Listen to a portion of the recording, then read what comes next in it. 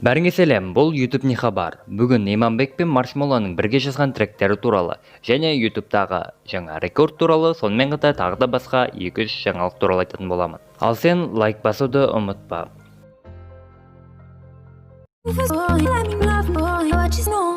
Осыдан бір апта бұрын Imanbek пен Marshmello екеуі Too Much деген ән шығарған болатын. Әрине бұл әннің трегін екеуі бірігіп жазды. Қазіргі күнде бұл клип 4,7 миллион қаралым жинады. Естеріңде болса, Imanbek осыдан бір жыл бұрын ғана Roses деген әннің ремикс арқылы танымал болған.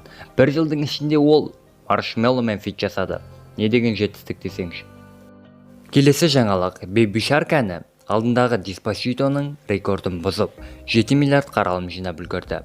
Ол осы соңғы бірнеше күн ішінде Despacito'дан асып кетті.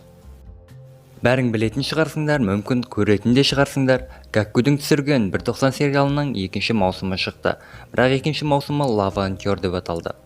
Бұл сериалдың әр сериясы YouTube трендінде тұр, және миллионнан астам қаралым жинап жатыр. Сонымен қатар осыдан біраз уақыт бұрын Челсиде 500 мың жазылушыдан асты, және де Нур Ченелдің арнасында да миллионнан асты. Құттықтаймыз.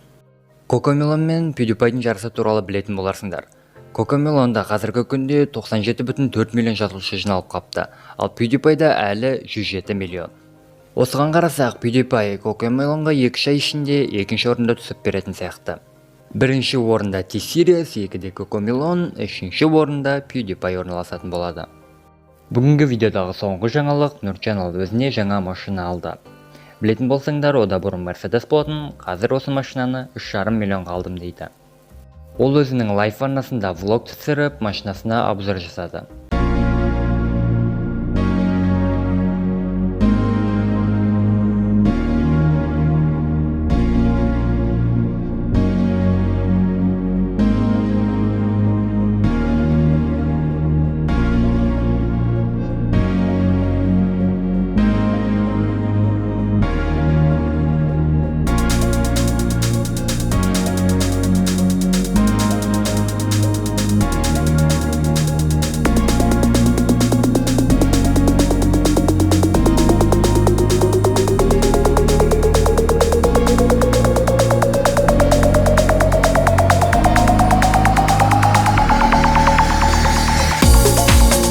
Қысқа да нұсқа YouTube не хабар болды.